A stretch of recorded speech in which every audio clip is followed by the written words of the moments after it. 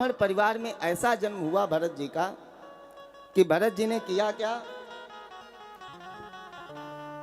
पिताजी ने कहा बेटा स्वस्ति वाचन गायत्री मंत्र याद कर लो।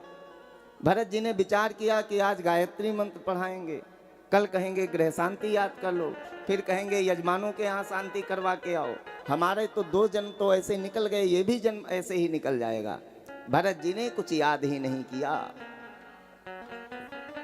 पिताजी दिव्य ज्योतिषी थे। अरे ये तो दिव्य बालक है, साधारण नहीं है ये।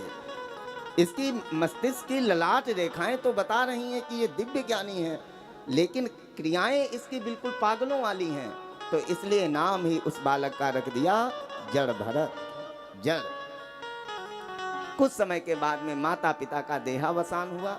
भरत जी करते क्या हैं, भाभियां अपने पतियों को तो खिलाती हैं दिव्य दिव्य दिव्य भोगों को, लेकिन फिर भी वो बेचारे अगरबत्ती जैसे। भरत जी को जूठन दी जाती है, लेकिन फिर भी इनका हष्ट पुष्ट शरीर है।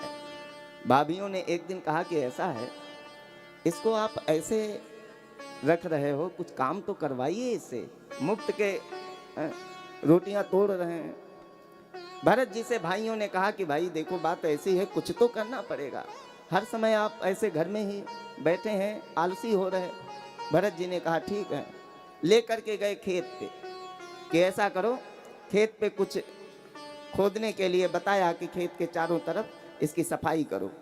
भरत जी ने किया क्या कि खोदना चालू किया एक जगह पे ही। भक्त अपनी भक्ति को जो प्रदर्शन करता है, भक्ति का, ज्ञान का, अपनी भक्ति का, वैराग्य का, तो ये समझ लेना कि इसकी भक्ति में कहीं तो कहीं कोई त्रुटि है। भक्ति प्रदर्शन की नहीं होनी चाहिए, दर्शनीय होनी चाहिए, भक्ति गुप्त होनी चाहिए। बोलो राधे राधे। इस स्थिति को जब देखा, भरत जी ने एक जगह पे ही कुआं खोद दिया। भाइयों का जब आना हुआ, ये भले आदमी क्या किया, ये तो तुमने जितनी सफाई नहीं की उससे ज्यादा हमें फिर पुनः टाइम इसमें देना पड़ेगा, इस कुएं को भरने में। भरत जी को फिर लेकर के आए, बाजरे की फसल बोई। बाजरे की फसल बोई, फिर भाभियों ने कहा इसको नहीं, कुछ तो खेत पे ही छोड़ दो, कुछ तो देखे।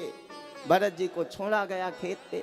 संत कैसे होते हैं, निर्मल स्वच्छ स्वभाव इनका होता है, कोई भी इनका दुश्मन नहीं होता, सभी अपने होते हैं। हृदय इनका दिव्य करुणा से भरा हुआ होता है।